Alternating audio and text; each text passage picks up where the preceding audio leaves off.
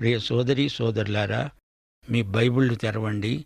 మత్తయి శుభవార్త 8వ అధ్యాయం మనం అధ్యయనం చేయబోతున్నాము. ఆయన కొండ మీద నుండి దిగివచ్చినప్పుడు బహుజన సమూహాలు ఆయనను వెంబడించాయి.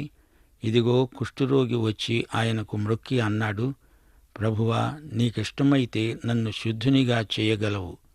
అందుకాయన చేయి చాపి వానిని ముట్టి అన్నాడు, నాకిష్టమే, నీవు శుద్ధుడవు కా. తక్షణమే వాని కుష్ఠురోగము శుద్ధి అయింది. అప్పుడు యేసు అన్నాడు, ఎవరితోనూ ఏమీ చెప్పకు సుమా, కాని నీవు వెళ్ళి వారికి సాక్ష్యార్థమై నీ దేహమును యాజకునికి కనపరుచుకొని మోషే నియమించిన కానుక సమర్పించు.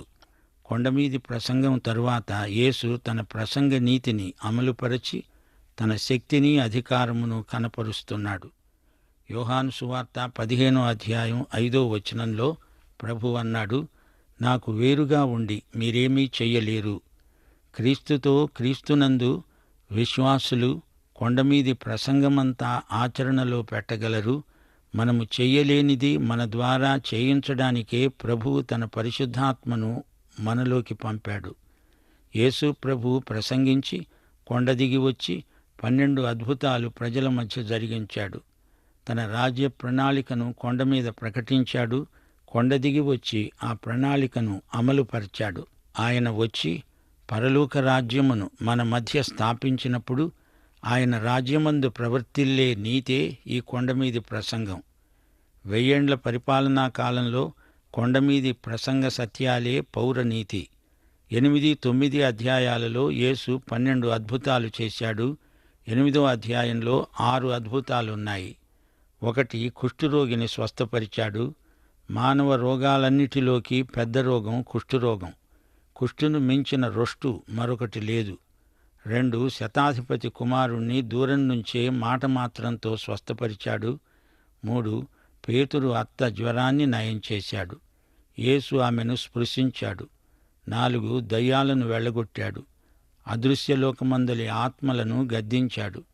5, గాలిని సముద్రాన్ని గద్దించి ప్రకృతి శక్తులపై తనకున్న అధికారాన్ని ప్రదర్శించాడు.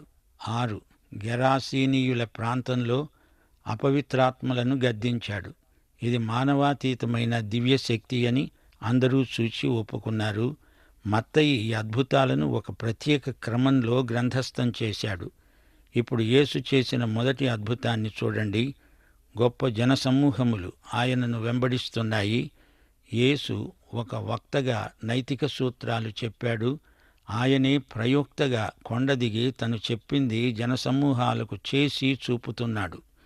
యేసు చెప్పిందే చేశాడు, చేసిందే చెప్పాడు. ఈ రోజున బోధకులకు ఏమి చెయ్యాలో ఎవరూ చెప్పనక్కర్లేదు, అంతా వారే చెప్పగలరు. కాని అదంతా ఎలా చెయ్యాలో చూపేవారు కావాలి. అంతేగా మరి. యేసు బోధించాడు, బోధించింది చేసి చూపాడు. కుష్ఠురోగి అన్నాడు, నీకు ఇష్టమైతే నన్ను బాగు చెయ్యగలవు. నీకు ఆ శక్తి ఉంది, మరి నీ ఇష్టం అంటున్నాడు. ప్రభువు శక్తిని అతడు అనుమానపడలేదు. ప్రభువు చిత్తానికి దాన్ని విడిచిపెట్టాడు. ప్రభువు చిత్తానికి ప్రథమ స్థానమిచ్చాడు. నాకిష్టమే అన్నాడు ప్రభువు. అదిగో అదే మన విశ్వాస రహస్యం. యేసు ప్రభు కుష్ఠురోగిని స్వయంగా ముట్టాడు. యేసు ఆరోగ్య నిధి. ఆయన ఆరోగ్యం రోగాన్ని పోగొడుతుంది. మానవుడి ఆరోగ్యం రోగిని ముట్టితే పోతుంది, రోగం పోదు, ఆరోగ్యం పోతుంది. కుష్ఠురోగం మనిషిని సమాజానికి దూరం చేస్తుంది, భార్యాబిడ్డలను సైతం దూరం చేస్తుంది. అతడు అస్పృశ్యుడైపోతాడు. కుష్ఠురోగం పాపానికి సంకేతం. యేసు స్పర్శ మాత్రమే అతణ్ణి శుద్ధి చేయగలదు. పాప కుష్ఠు పోవాలంటే నీవైనా యేసును ముట్టాలి, యేసైనా నిన్ను ముట్టాలి. స్వస్థత పొందినవాడై కుష్ఠురోగి యాజకుని దగ్గరికి వెళ్ళి అతడు తనిఖీ చేసి బాగయ్యావు అని నిర్ధారణ చేసిన మీదట మోషే ధర్మశాస్త్రం ప్రకారం కానుక ఇచ్చుకోవాలి. ఆ రోజుల్లో యాజకులే వైద్యులు. 5 నుండి 13వ వచనం వరకు శతాధిపతి కుమారుని స్వస్థత వృత్తాంతం రాయబడి ఉంది. ఆయన కపెర్నహూములో ప్రవేశించినప్పుడు ఒక శతాధిపతి ఆయన వద్దకు వచ్చి ఆయనను వేడుకొని అన్నాడు, ప్రభువా, నా దాసుడు పక్షవాతముతో మిక్కిలి బాధపడుతూ ఇంటిలో పడి ఉన్నాడు. యేసు అన్నాడు, నేను వచ్చి అతణ్ణి స్వస్థపరుస్తాను. ఆ శతాధిపతి అన్నాడు, ప్రభూ, నీవు నా ఇంటిలోనికి రావడానికి నేను పాత్రుడను కాను. నీవు మాట మాత్రము సెలవియ్యి, అప్పుడు నా దాసుడు స్వస్థపరచబడతాడు. నేను కూడా అధికారానికి లోబడిన వాడనే. నా చేతి కింద సైనికులున్నారు. నేను ఒకణ్ణి పొమ్మంటే పోతాడు, ఒకణ్ణి రమ్మంటే వస్తాడు. నా దాసుణ్ణి ఈ పని చెయ్యి అంటే చేస్తాడు. యేసు ఈ మాట విని ఆశ్చర్యపడి వెంట వస్తున్న వారిని చూచి అన్నాడు, ఇశ్రాయేలీయులలో ఎవనికైనా నేనింత విశ్వాసమున్నట్లు చూడలేదని నిశ్చయముగా మీతో చెబుతున్నాను. అనేకులు తూర్పు నుండి పడమటి నుండి వచ్చి అబ్రహాముతో కూడా, ఇస్సాకుతో కూడా, యాకోబుతో కూడా పరలోక రాజ్యమందు కూర్చుంటారు గాని రాజ్య సంబంధులు వెలుపటి చీకటిలోనికి తోయబడతారు. అక్కడ ఏడుపు, పండ్లు కొరకటము ఉంటాయి. ఇదే మీతో చెబుతున్నాను. యేసు అన్నాడు, ఇక వెళ్ళు, నీవు విశ్వసించిన ప్రకారము నీకు అగునుగాక. ఆ ఘడియలోనే అతని దాసుడు స్వస్థత నొందాడు. కపెర్నహూములో జరిగిన అద్భుతమిది. శతాధిపతి అన్యుడు, 100 మంది సైనికులపై అధికారి. అతడు కుష్ఠరోగి స్వస్థతను గురించి విన్నాడు. ఇతడు యూదుల కోసం ఒక సమాజ మందిరం కట్టించి ఇచ్చిన దానశీలి. అతడు ప్రభువుకు తన దాసుని గురించి, అతని పక్షవాత రోగాన్ని గురించి చెప్పాడు. శతాధిపతికి అధికారమంటే ఏమిటో బాగా తెలుసు. తాను ఒక అధికారి. అతడెంత చెబితే అతని కింద ఉన్న సైనికులు అంత చేస్తారు. అతని అధికారం అలాంటిది. యేసు, నీకు అలాంటి శక్తి, అధికారము ఉన్నాయి. రోగాలు, నొప్పులు నీవు నోరు తెరిచి పో అంటే పోతాయి. యేసు ప్రభువు ఇశ్రాయేలు అవిశ్వాసానికి ఆశ్చర్యపోయాడు. ఇప్పుడు ఇక్కడ ఓ అన్యుడి విశ్వాసానికి ఆశ్చర్యపోతున్నాడు. తూర్పు నుంచి పడమర నుంచి అనేకులొస్తారు. ప్రాచ్య పాశ్చాత్య దేశాల ప్రజలందరూ వస్తారు. పరలోక రాజ్యంలో అబ్రహాము, ఇస్సాకు, యాకోబుల సరసన కూర్చుంటారు. రక్షణకు అర్హత ఏది? జాతి, కులం, గోత్రం యోగ్యతలు కావు. క్రీస్తునందలి వ్యక్తిగత విశ్వాసమే అర్హత, యోగ్యత. క్రైస్తవ కుటుంబంలో పుట్టావా? అయినా అది రక్షణకు ఏమీ అదనపు అర్హత కాదు. రోగి దూరాన ఎక్కడో ఉన్నాడు. విశ్వాసం దూరమెరుగదు. అతని దాసుడు వెంటనే స్వస్థత పొందినవాడై దేవుణ్ణి మహిమపరిచాడు. యేసు కుష్ఠరోగిని ముట్టాడు. అతడు ఆరోగ్యవంతుడయ్యాడు. దూరాన ఉన్న శతాధిపతి దాసుణ్ణి ఒక్క మాటతో స్వస్థపరిచాడు. ఇప్పుడు ప్రభువు పేతురు అత్తగారి జ్వరమును స్వస్థపరుస్తున్నాడు. మత్తయి సువార్త 8వ అధ్యాయం 14-15 వచనాలు. తరువాత యేసు పేతురింటిలో ప్రవేశించి జ్వరముతో పడి ఉన్న అతని అత్తను చూచి ఆమె చెయ్యి ముట్టగా జ్వరము ఆమెను విడిచింది. అంతటా ఆమె లేచి ఆయనకు ఉపచారము చేయసాగింది. పేతురత్తకు జ్వరం వచ్చింది. యేసు స్పర్శతో ఆమె జ్వరం పోయింది. 3 రకాల రోగాలున్నాయి, గమనించండి. కుష్ఠురోగం మొదటిది. ఈ వ్యాధికి చికిత్స లేదు. రెండోది పక్షవాతం. మూడోది జ్వరం. ఇది తాత్కాలికం. పూర్తి శరీరం చెడింది, కుష్టు. సగం శరీరం చచ్చుబడిపోయింది, పక్షవాతం. తాత్కాలిక జ్వరం. మూడింటినీ ప్రభు స్వస్థపరిచాడు. కుష్ఠురోగం ప్రకృతి సంబంధి, పక్షవాతం శరీరానుసారం. మరి జ్వరం దేవుని బిడ్డలకు అడపాదడపా పొడసూపే బలహీనత. ఇప్పుడు ప్రభు 4వ అద్భుతం చేస్తున్నాడు. 16-17 వచనాలు. సాయంకాలమైనప్పుడు జనులు దయ్యములు పట్టిన అనేకులను ఆయన వద్దకు తీసుకువచ్చారు. ఆయన మాట వలన దయ్యములను వెళ్ళగొట్టి రోగులనెల్లా స్వస్థపరిచాడు. ప్రవక్త అయిన యెషయా ద్వారా చెప్పబడింది నెరవేరింది.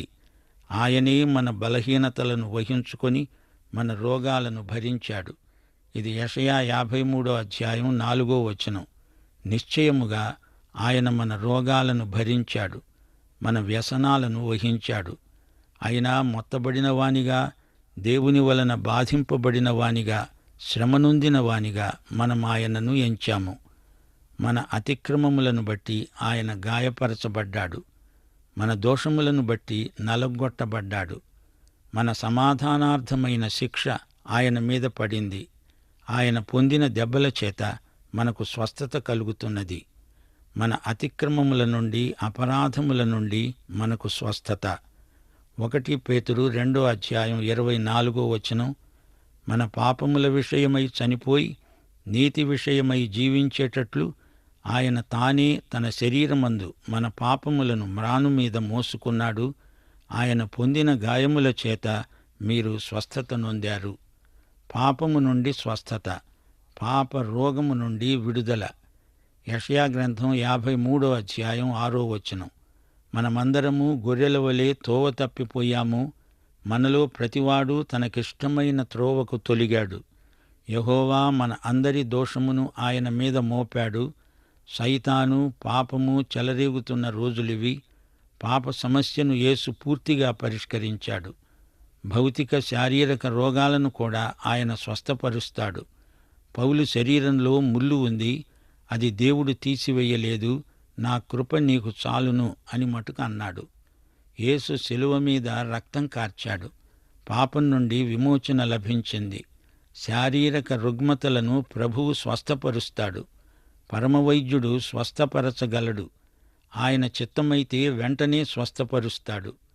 మత్తయి సువార్త 8:18-22 యేసు తన వద్ద జనసమూహమును చూచి అద్దరికి వెళ్ళండని ఆజ్ఞాపించాడు. అంతటా ఒక శాస్త్రి వచ్చి అన్నాడు, బోధకుడా, నీవెక్కడికి వెళ్ళినా నీ వెంట వస్తాను.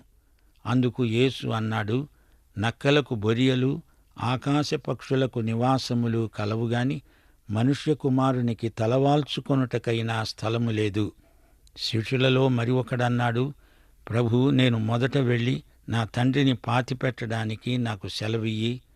యేసు అతన్ని చూచి అన్నాడు, నన్ను వెంబడించు, మృతులు తమ మృతులను పాతిపెట్టుకోనియ్యి.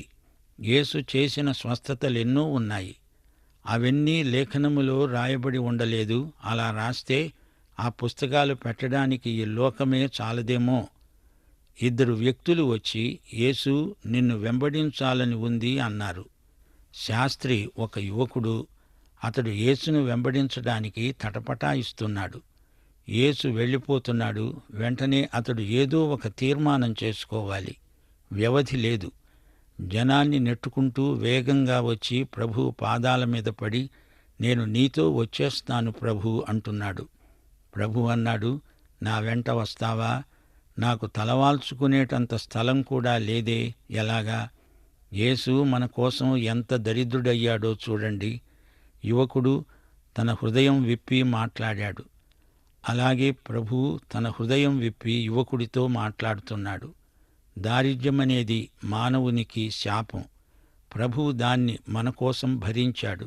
యువకుడా, నీవు నా శిష్యుడు అవుతావా? అయితే దానికి తగ్గ వెల చెల్లించాల్సి ఉంది.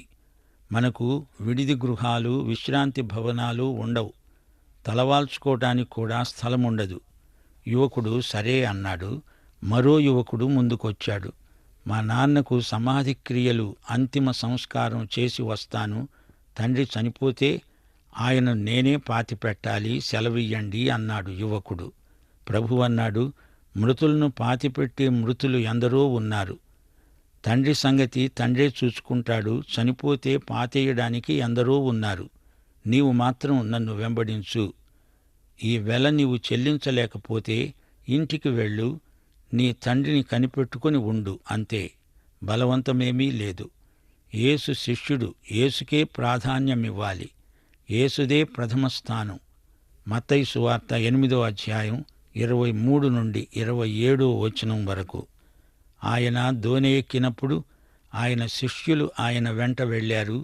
అంతటా సముద్రము మీద తుఫాను లేచినందున ఆ దోణి అలల చేత కప్పబడింది. అప్పుడాయన నిద్రిస్తూ ఉండగా వారాయన వద్దకు వచ్చి అన్నారు, ప్రభువా, నశించిపోతున్నాము, మమ్మను రక్షించు. వారాయనను లేపారు. అందుకాయన అన్నాడు, అల్ప విశ్వాసులారా, ఎందుకు భయపడుతున్నారు? ఆయన లేచి సముద్రమును గాలిని గద్దించాడు. సముద్రం మిక్కిలి నిమ్మళమైంది. ఆ మనుష్యులు ఆశ్చర్యపడి చెప్పుకున్నారు, ఈయన ఎట్టివాడో, ఈయనకు గాలి, సముద్రము లోబడుతున్నాయి. ఈ అధ్యాయంలో ఇది 5వ అద్భుతం. శిష్యులను వారి అల్ప విశ్వాసాన్ని బట్టి ప్రభువు గద్దించాడు. ఆ తరువాత సముద్రాన్ని, తుఫానును గద్దించాడు. సైతాను తెచ్చిపెట్టిన తుఫాను. యేసు ప్రభువును నాశనం చేయడానికి సైతాను చేసే ప్రయత్నమిది. యేసు ప్రభువు నిద్రిస్తున్నాడు, అలసిపోయాడు. తన చుట్టూరా భయంకరమైన తుఫాను ఉన్నా ప్రభువు ఆదమరచి నిద్రించడం విశేషం. శిష్యులు కంగారు పడిపోతున్నారు, అల్పవిశ్వాసులు. అయితే వారు ఆ తరువాత వారి సేవా జీవితంలో పెను తుఫాను రేగినప్పుడు అపొస్తలుల కార్యములు 4వ అధ్యాయం 29వ వచనంలో ఏమని ప్రార్థించారు? ప్రభువా, ఈ సమయమందు వారి బెదిరింపులు చూచి రోగులను స్వస్థపరచడానికి నీ పరిశుద్ధ సేవకుడైన యేసు నామము ద్వారా సూచకక్రియలను, మహత్కార్యములను చేయడానికి నీ చెయ్యి చాపి ఉండగా నీ దాసులు బహుధైర్యముగా నీ వాక్యమును బోధించున్నట్లు అనుగ్రహించు. శిష్యులు యేసు చేసిన అద్భుతానికి ఆశ్చర్యపోయారు. ప్రకృతి శక్తులు సైతం ఆయనకు లోబడుతున్నాయే. ఈయన ఎలాంటివాడో చూడండి. ఆయన అద్దరిని ఉన్న గదరేనీయుల దేశము చేరగా దయ్యములు పట్టిన 2 మనుష్యులు సమాధులలో నుండి బయలుదేరి ఆయనకు ఎదురుగా వచ్చారు. వారు మిగుల ఉగ్రులైనందున ఎవ్వరూ ఆ మార్గమున వెళ్ళలేకపోయారు. వారు కేకలు వేస్తూ ఉన్నారు, ఇదిగో దేవుని కుమారుడా, నీతో మాకేమి? కాలము రాకముందే మమ్ములను బాధించటానికి ఇక్కడికి వచ్చావా? వారికి దూరముగా గొప్ప పందుల మంద మేస్తూ ఉండగా ఆ దయ్యములు ఆయనను వేడుకున్నాయి. నీవు మమ్మును వెళ్ళగొట్టిన ఎడల ఆ పందుల మందలోనికి పోనియ్యి. ఆయన వాటిని పొమ్మనగా అవి ఆ మనుష్యులను వదిలిపెట్టి ఆ పందులలోనికి పోయాయి. ఇదిగో ఆ మంద అంతా ప్రపాతము నుండి ఒడిగా పరిగెత్తుకొని పోయి నీళ్లలో పడి చచ్చాయి. వాటిని మేపుతున్న వారు పారిపోయి పట్టణములోనికి వెళ్ళి జరిగిన కార్యములన్నీ, దయ్యాలు పట్టిన సంగతి తెలిపారు. ఇదిగో ఆ పట్టణస్థులందరూ యేసుకు ఎదురుగా వచ్చి ఆయనను చూచి తమ ప్రాంతములను విడిచిపొమ్మని ఆయనను వేడుకున్నారు. ఇది 6వ అద్భుతం. యేసు దయ్యాలను వెళ్ళగొట్టాడు. గదరేనీయులు గాదు సంతతివారు. వీరు పందుల వ్యాపారం చేస్తారు. అది నిషిద్ధం. పందుల్లోకి వెళ్ళడానికి అనుమతి కోరాయి దయ్యాలు. పందులు చావనైనా చస్తాయి కాని దయ్యాలను సహించలేవు. కొందరు మనుషులు ఎలా సహిస్తున్నారో ఏమో. అక్కడి పందుల వ్యాపారులకు యేసు అక్కర్లేదట, పందులే కావాలంటున్నారు. ఇదెలాంటి తీర్మానం? మన ప్రభు అయిన యేసుక్రీస్తు వారి కృప, తండ్రి అయిన దేవుని ప్రేమ, పరిశుద్ధాత్మ యొక్క అన్యోన్య సహవాసము సదాకాలము మనకందరికీ తోడై ఉండునుగాక. ఆమేన్.